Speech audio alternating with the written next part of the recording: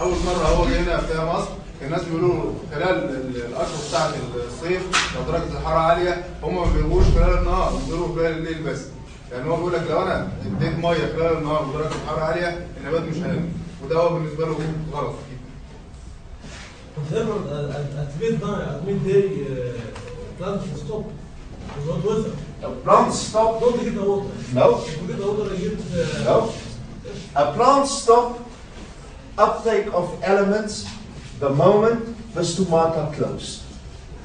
The stomata close if the temperature is higher than 28, it starts doing this. If the temperature is higher than 35, the stomata close. Okay. If the temperature is not higher than 35, the stomata will not close. I can give any time. And micro elements like iron, like zinc, like manganese, he didn't. Plant can take it in hot weather. Why? Because some.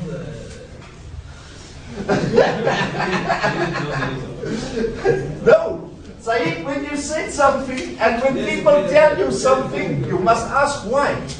Huh? Don't believe people when they tell you things. Every day, the soil comes hot, okay? And when the soil comes hot, the pH comes high, okay? Right? We want to give fertilizer when the plant is very active. And that is normally in the morning till around 10. When it's hot, we want to give only clean water so that that plant uptake water much easier, that there is not a fight with high salts to uptake water.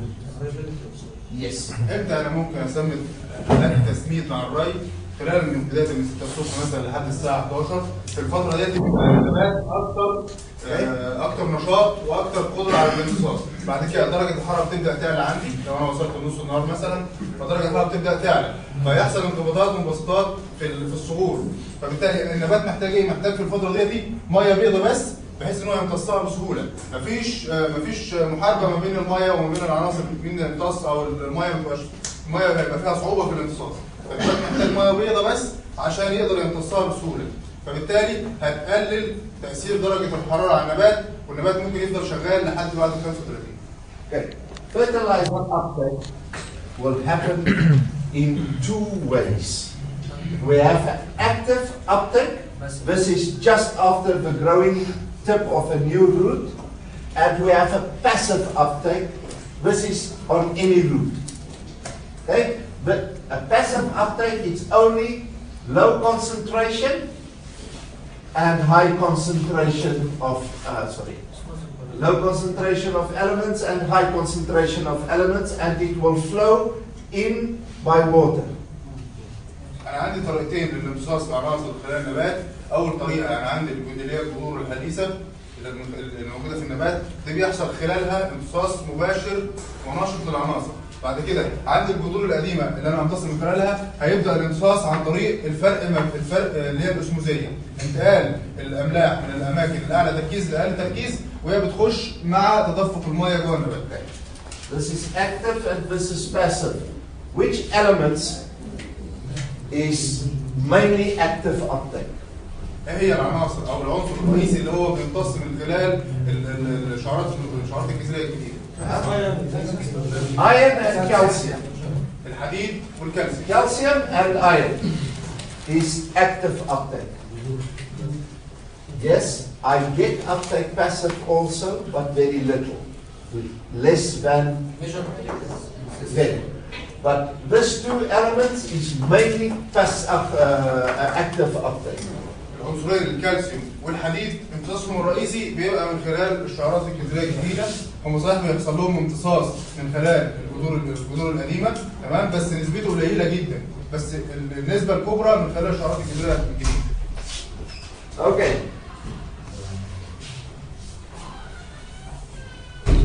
How much water? Not water. How much elements do my plant use? ايه كمية التسميد أو العنصر السمادي اللي النبات بتاعي محتاجه. What we have is for every element, how many kilograms of this element we need for 1 ton of production. لو أنا هنتج 1 طن عنب، إيه كمية العناصر اللي أنا محتاجها بالكيلو جرام عشان أنتج الطن ده؟ النبات محتاج إيه؟ محتاج أديله كم كيلو جرام من العنصر ده عشان يديني 1 طن. Everything is done per hectare, please. كل الأرقام اللي موجودة هنا بالنسبة للهكتار. Okay? So, لا بالنسبة للجدول اللي بعده. the plant will use between 3 and 5.5 kilogram of nitrogen for every ton it produces. Okay? It will use 0.75 to 0.85 pure phosphate for every ton it produces. 3.5 to 4.5 potassium, 3 to 4 calcium, and 0.5 to 0.6 kilogram of magnesium. All pure elements. على سبيل المثال بالنسبة للفوسفور النبات محتاج حوالي 750 جرام ل 850 جرام فوسفور نقي عشان يديني يعمل لي عملية إنتاج 1 طن عنب. والأرقام موجودة بالنسبة لبقية العناصر. Okay. This is basically to produce 25 to 26 tons. This is what we will use. One thing. How do you know how much nitrogen to give to a plant? إزاي أقدر أعرف كمية النيتروجين اللي أنا هضيفها للنبات؟ How do you look at the plant and decide I must give more nitrogen or less nitrogen? إيه المؤشرات بالنسبة لك اللي أنت بتحصل عليها في النبات؟ ثواني بس عشان بقية الناس. ايه المؤشرات الموجوده عندي على النبات اللي انا اقدر ابص من خلالها على النبات اقول النبات ده محتاج تسميد عالي النيتروجين او ان انا اقلل النيتروجين؟ النمو الخضري. الاصل والصبر. Yes. Number one, the growth. You look at the growth. This will tell you if you give enough or not. And the type of rootstock. Yes, but normally at very soft, we will go and evaluate the tree according to the canes that we grow to see if the past year I give too much nitrogen or too little. Okay? انا هقدر احدد ان انا تسميد النيتروجين كان عالي ولا قليل بالنسبه لي ان انا عندي طول النقطه انا هبدا ابص للطروحات الموجوده عندي واقيمها من ناحيه الطول فانا اعرف من خلال طولها انا بسمي زياده او قليل او تسميد موجود. All this we can get out of a leaf analysis and out of our soil analysis. كل العناصر الموجوده في الجدول اللي فوق ده اللي هي بتحدد لك كميه العنصر اللي انا المفروض اضيفها، العنصر النقي اللي انا المفروض اضيفها عشان اخد 1 طن، انا ممكن اقدر استخرجها من تحليل الاوراق او من خلال تحليل التربه. طول الطراحه دي انسب معدل. Okay, can you back again? For the green shoe plants at the bench of what's the optimum? The optimum is I must reach 1 meter to 1.2 meter at flower. Okay? عندي تسهيل ان لازم اوصل لطول طراح او طول نمو خضري متر و20 سم. Number of leaves per bunch that you need is about 13 leaves, but the cane must be around 1 meter to 1.2 meter at flower, beginning of flower. Then, if you look at that cane, I must top that cane only 2 to 3 times. If I top more than 3 times, my tree is too vigorous. If I top 1 time and I don't top, then the tree is maybe just that too little nitrogen. I only want to top 2 to 3 times from set till harvest. بالنسبه للنبات عندي انا ببدا اقيم طول النمو الخضري ان انا لازم عندي تزهير يبقى طول الطراح عندي متر لمتر و20. بالنسبه لعدد الاوراق زي ما الباشمهندس قال هو كان بيكلمه حوالي 13 او 14 ورقه، بس انا لازم ابقى عارف نقطه مهمه جدا هي طول السلميات او المسافه ما بين العين والثانيه، تمام؟ لان انا ممكن يبقى عندي عدد اوراق كبير جدا، تمام؟ وعندي مشكله في الري مخليه عندي المسافه ما بين السلمات قصيره، تمام؟ فالنبات لازم يكون خضري بيساعدني على عمليه الحفظ، وهو ده الهدف الرئيسي من طول النمو الخضري. بعد كده انا محتاج ان انا ممكن اعمل عمليه تطويش للنبات من مرتين ل3 مرات. لو انا عملت تطويش اكتر من كده فالنبات هيصبح عندي نمو خضري زياده. هيبقى عندي نمو خضري زياده ازاي؟ ان انا لما بعمل تطويش بيحصل نشاط للعيون الجانبيه، فبالتالي هتطلع لي ابناء كتير، فبالتالي هيزيد المسطح الخضري عندي. لو انا عملت تطويش مره واحده ده بالنسبه للنبات تاثيره هيبقى قليل جدا على النبات ومش هيديني النتيجه المرجوه عندي، سواء كانت تحجيم او سواء كانت سكر او تلوين. I will show you when we finished. I will.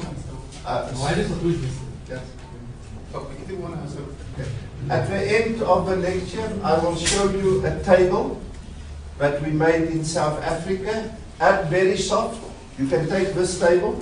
It will tell you if I look at the cane, if the cane is between, say, 10 and 12 millimeter thick, and the cane is between 1.2 meter and 1.5 meter, it will tell you how much nitrogen you have to give for the next year. So I will give you this table. هيورينا جدول في اخر المحاضره. الجدول ده هو تجارب عملها في جنوب افريقيا. عند نزول النقطه انا هبدا ابص للمواد الخضراء الموجوده عندي. هبص على ايه؟ هبص على سمك الطراح ذات نفسه عشان احكم من خلاله انا المفروض احط الموسم اللي جاي كميه قد ايه من النيتروجين. هبص على سمك الطراح وكمان طول الطراح. Okay. For every they check all the canes and they give for you for say 80 centimeter canes you must give so much, for 1 meter canes so much, for 1.5 meter canes this much, for over 1.5 so much. Then you can هو بالنسبه له الجدول ده هيشتغل على المتوسطات الموجوده عندك في الارض، تاخد عدد من النموذج الخضريه وتطلع لهم متوسط. المتوسط ده هتلاقي له مكان في الجدول. لو مثلا 90 الطول عندك 90 والسمك بتاعه 3 مللي مثلا، هتلاقي ان انت المفروض تحط له كميه نيتروجين بنسبه معينه خلال الموسم اللي جاي. This is the percentage of yearly consumption of your fertilizer. So nitrogen, phosphate, potassium, 25% of my nitrogen will be used from bud break to end flower. 30% of my phosphate, 40% of my potassium, 50% of my calcium, 25% of magnesium. The same from set to very soft, 40% nitrogen, 40 phosphate, 40 potassium, 30. So you can use this to make a fertigation program, but there is some things that you need to keep in mind when you do this. Yes. انا عندي الجدول ده عندي علاقه ما بين حاجتين. اول حاجه نسب الامتصاص الثانوي بالنسبه للعناصر وهي النيتروجين والفوسفور والبوتاسيوم والكالسيوم والمغنيسيوم، وما بين المراحل النمو الخضري بتاعه النبات. نسبة امتصاص عنصر النيتروجين على سبيل المثال الفترة ما بين التفتح لحد نهاية التزهير، هتلاقي ان النيتروجين عندي نسبته 25% من النيتروجين الكلي انا بستهلكها خلال المرحلة دي، وكذلك بالنسبة للفوسفور 30 والبوتاسيوم 40 والكالسيوم 50 والمغنيسيوم 25. وقيس على كده بقى بقية المراحل من عند العقد لحد نزول النقطة، وبعد كده خلال فترة ما بعد الحصاد انا بستهلك كمية 35% من النيتروجين خلال فترة ما بعد الحصاد، و30 فوسفور و20 كالسيوم و20 بوتاسيوم و25 مغنيسيوم. Okay? Why I say there is things that you must look at is if I do a fertigation program for grapes, I don't do it exactly like that. I do it a little bit different because I want growth from bud break to flower, and then I just want to maintain the growth. So if you look at how I do it, I will have from bud break to flower, I will have, say, about 12 to 15 kilogram nitrogen. Okay, this nitrogen. For phosphate, I will have around 7 to 8. For potassium, I will have around, say, 5 to 7. Calcium, magnesium, I will have here around 8, 10, and this I will always have around 2 to about 4. Okay? هو انا ضرب لك مثال وقال لك الجدول ده هو بالنسبه له لما يجي يعمل برنامج تسميد للعنب عنده هو هيبقى معتمد عليه، بس الاعتماد الرئيسي مش هيبقى عليه. ليه؟ لان انا بحتاج من خلال فتره التفتح لحد التزهير انا بحتاج نمو خضري قوي جدا عشان بعد كده يساعدني في عمليات الحفر. فقال لك ان انا بحط مثلا على سبيل المثال بالنسبه للنيتروجين انا بحط من 12 ل 15 كيلو، الفوسفور من 7 ل 8، الكالسيوم من 5 ل 7، البوتاسيوم من 5 ل 7، الكالسيوم من 8 ل 10، المغنيسيوم من 2 ل 4 كيلو. ودي المعادله اللي من خلالها بيبدا يزود المجموع الخضري معاه عشان يخش التزهير بترحال طويله نسبيا اللي هي اللي احنا اتكلمنا عليها اللي هي من متر لمتر و20 سم. If your total nitrogen that you give to the plant is about 40 kilogram nitrogen, this is how many percent? What is 15 from 40? 35%. لو على سبيل المثال انا النيتروجين النيتروجين كعنصر نقي بالنسبه لي لو انا عندي 40 كيلو جرام على سبيل المثال فانا بحط منهم من 12 ل 15 كيلو، فانا بحط لو انا هحسبها كنسبه مئويه زي الجدول كده فانا بحط من 30 ل 35% النيتروجين خلال المرحله دي، خلال مرحله بدايه التفتح لحد التزهير. Why do I do that? Why do I push the plant in that first from bud break to flower? Why do we push the plant so hard? هو بيعمل حث للنبات للنمو من خلال التسميد خلال المرحله دي. Because the stretching of my bunch is directly linked to the growth of my cane. The stronger that cane grow, the bigger the stretch on my bunch. ان في علاقه مباشره ما بين استطاله العنقود وما بين طول النمو الخضري. لو انا عندي النمو الخضري طويل يعني انا دخلت في تسهيل متر و20 زي ما هو ما قال انا هيبقى عندي استطاله العنقود كويسه جدا. And also from bud break to flower I make my cane for next year. I cannot make that cane after set and I cannot make it after harvest. وخلال المرحله دي اللي هي من خلال التفتح وحتى تزهير انا بعمل خامات التقليم اللي انا هشتغل عليها السنه اللي جايه. بعد كده ما عنديش فرصه ان انا اعمل خامه كويسه للتقليم. Flower to set, I will use anything from depending on the cultivar and if it's in a hot area or where, but anything from 3 to 7. Here about 2. Here I will go up to about 5. Here, if that is 3, it will be 3 to about 7. And here about 1 to 2. And then from set to cell elongation, we will work about 8 to 10. And here about 2, here about 12, here about 10. 8 to 10, and here about 2 to 4, and cell elongation to very soft. 1 to 2, 2 to 3, 12, 2 to 3 about, and here 1 to 4, and then from very soft to hardest, 0, and here about 3, and here about 8, and then here nothing, and here about 2 to 4. هو هنا قسم لك الجدول التسميدي او النسب التسميديه اللي هو هيحطها للنبات بالكيلو جرام، الارقام دي كلها بالكيلو جرام اللي هيحطها خلال المراحل المختلفه.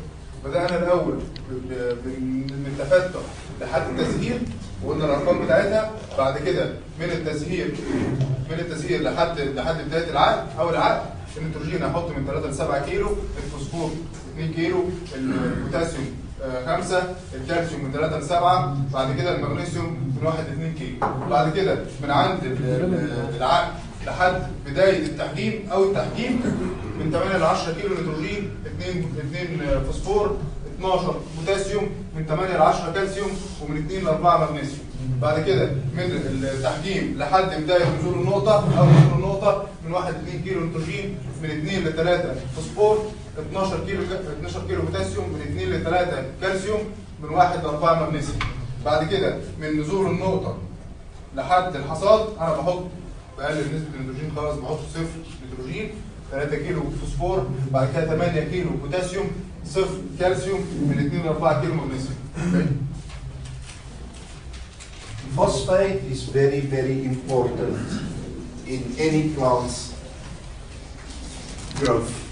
Okay? الفوسفور هو عنصر مهم جدا، عنصر مهم جدا وهو عنصر طاقه، تمام؟ بيخش في دوره الطاقه داخل النبات، فهو مهم جدا لبناء الطاقه ونمو اي نبات. Okay. معلش